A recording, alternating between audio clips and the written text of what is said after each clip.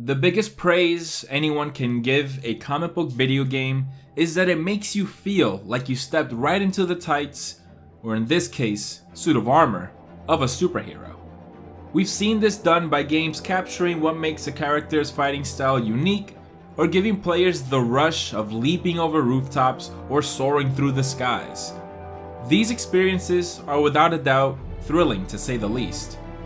With Camouflage's latest title, Marvel's Iron Man VR, we are closer than ever before to living out our superhero fantasies. Suit up for the ultimate Iron Man experience.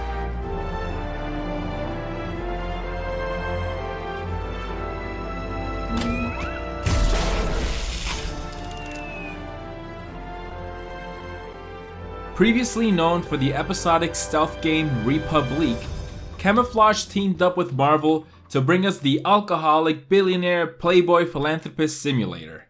I know this sentiment has been beaten to death, but there's no superhero more fitting than Iron Man to bring to the VR platform. With his focus on technological prowess and the MCU popularizing the slick heads-up display aesthetic, picturing a shellhead VR game is easy. That being said, the game has some janky tracking issues, graphics are less than impressive, and load times are atrocious. And with that, I'm done talking about the technical faults that come with a VR game. Sure, they can get in the way of having a smooth experience, but that's to be expected with a medium that is still relatively young. Instead, let's focus on how Camouflage delivered a game that every comic book fan should check out.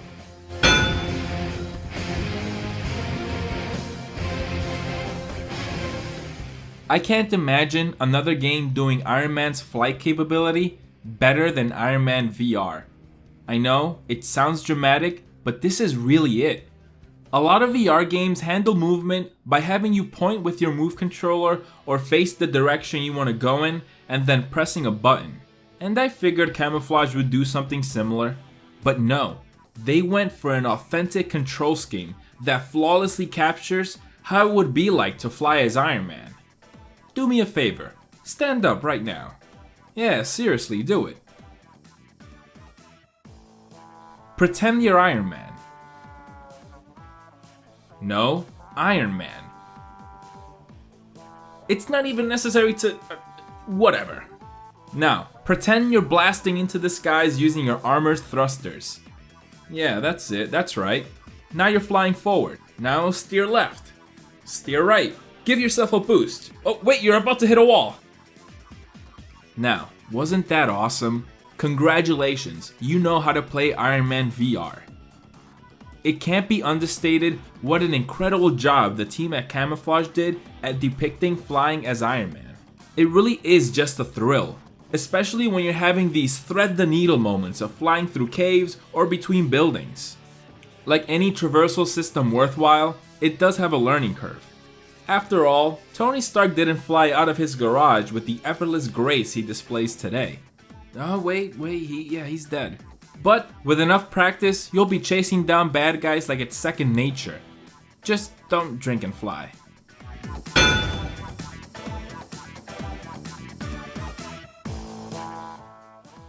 Firepower and the man in a can are unanimous, and Iron Man VR has no shortage of weapons to choose from. Much how the team nailed flight controls, firing upon your enemies with the relentless wrath of Stark Industries works exactly as you'd imagine. Repulsor Blast being your primary weapon, aiming is made easy with the help of reticules. More often than not, you'll be landing your shots, which makes sense, since Tony Stark would have a reliable targeting system in his helmet. If you fire recklessly, your Repulsor Blast will overheat. So it's a good idea to distribute the load by firing from both of your hands. And man, I imagine there are very few things in video games that make you feel as cool as flying as Iron Man and systematically shooting from your hands depending on which direction enemies are coming at you from. Bending your wrist downwards will deploy your secondary weapon, which can be anything from smart missiles, smart bombs, an autocannon, or anti-tank missiles to name a few. Again, this small gesture of bending your wrist down, as we've seen Iron Man do so many times, is a small but iconic part of the character that adds so much to making you feel like him. If the game were to ask you to simply press a button to deploy your anti-tank missiles from your gauntlets, it would make a world of a difference because it would detract from the authentic Iron Man simulation. And boy, do all these weapons really pack a punch. Watching your enemies blow into smithereens never gets old. You also have the ability to do some melee attacks. Holding down one of the face buttons charges up your fist and you will lock onto whatever enemy you're facing. Once you're charged up, you thrust your fist forward and you'll hone in on that enemy.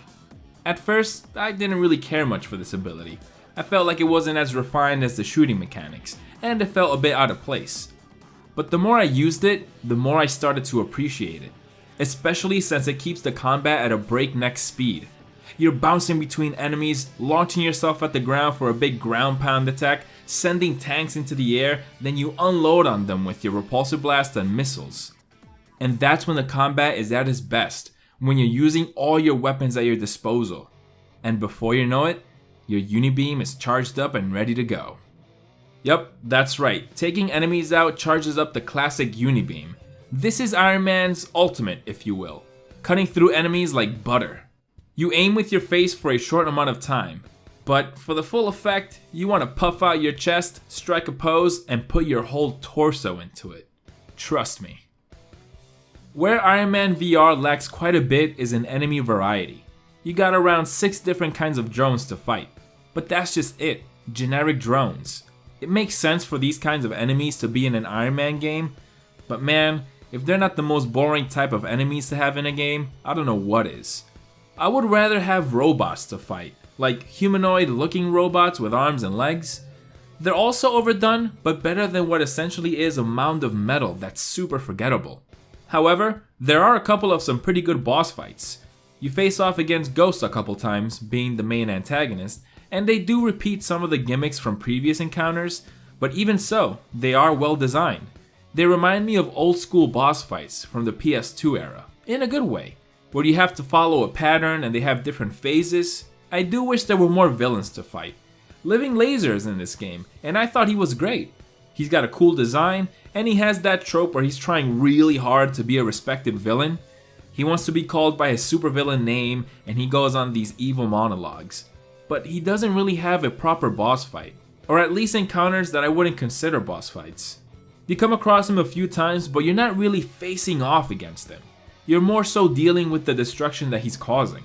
So that was a missed opportunity. There is another really cool boss fight that I won't spoil, but the scale of it was pretty intimidating. Living Laser! You called me by my name?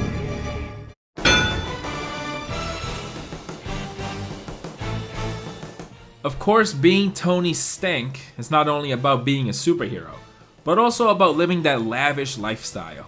You can kick back and relax in your Malibu home, where you can do different activities, like play an arcade basketball machine, pump some iron, eat a sandwich, and some other fun stuff. Getting around your home is done so by clicking around these teleportation points, as so many VR games do. I know a lot of players don't prefer this mode of transportation in VR games. It does kind of break immersion. Personally, I didn't have a problem with it.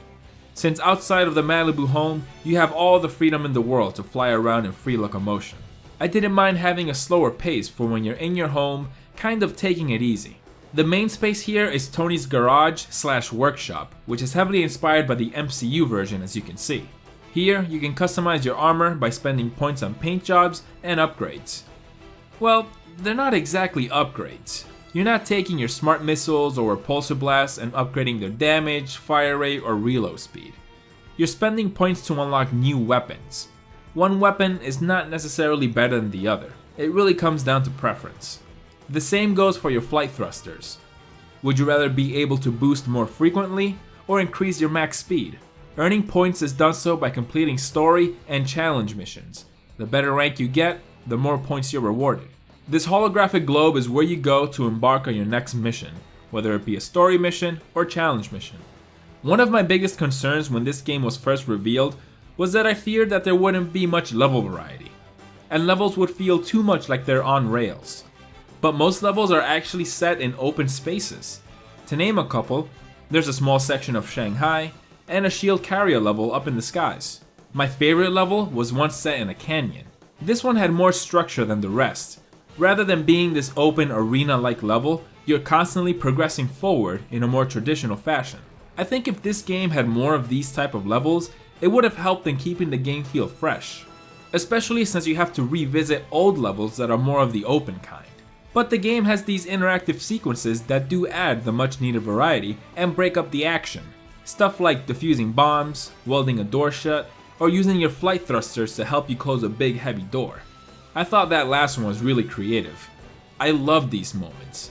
They contribute so much in making you feel like a superhero, using your weapons and gadgets in creative ways to save the day. Not unlike Tony's Malibu home, there are also indoor levels that use the same teleportation points to get around. These are more focused on moving the plot forward. You'll be interacting with different objects like cell phones, documents, or simply having a conversation with Nick Fury. Some of these sections are spooky, surprisingly. Something that I totally wasn't expecting to say about an Iron Man game. With a character like Ghost being the main antagonist, having some horror elements makes sense. And Camouflage took advantage of that opportunity to effective results. This would be a good time as any to talk about the story and some of the performances.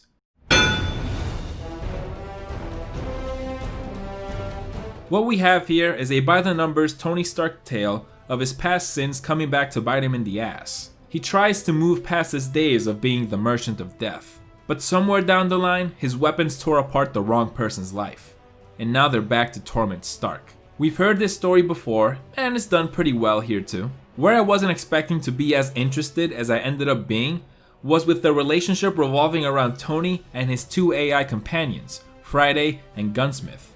They're the little angel and little devil on Tony's shoulders, Friday being the more level-headed one, and Gunsmith sort of being a projection of all the worst parts of Tony. What he would have became had he never been trapped in that cave. This love triangle, if you will, gets intense, with the two AIs constantly butting heads, having outbursts, and Tony being trapped in the middle. He constantly questions himself if he's going down the right path. Josh Keaton does a great job portraying Tony Stark. To state the obvious, RDJ is a tough act to follow. It's hard to imagine anyone else in the role, even if it is for a video game. Not only that, but having such a recognizable voice that we've heard in many other comic book related media makes it hard to disassociate all of his other work and solely see him as Tony Stark. But Keaton does it.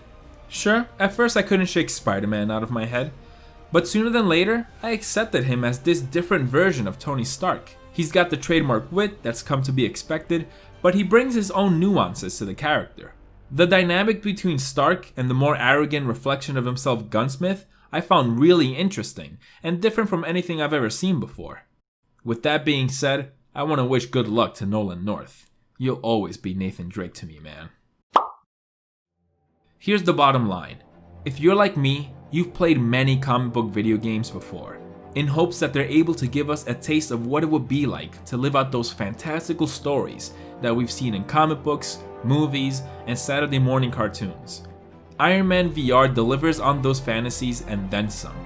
I know VR headsets can be pretty expensive, but if you can find any way to give this game a chance, through a friend or family member, I encourage you to take the Mark III out for a spin.